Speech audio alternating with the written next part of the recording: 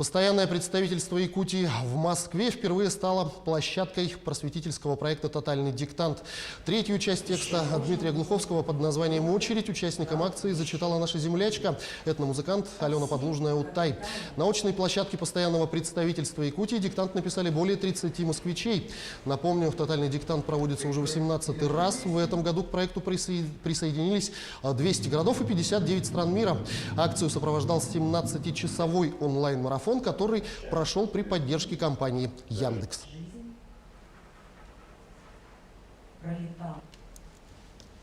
Действительно, грамотность – это очень важно. В школе я училась на отлично. Я всегда любила писать диктанты, потому что я знала, что я их напишу на отлично.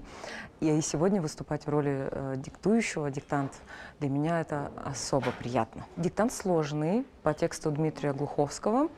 Там очень много интересных оборотов, орфографический, синтаксический, такой сложный текст, серьезный.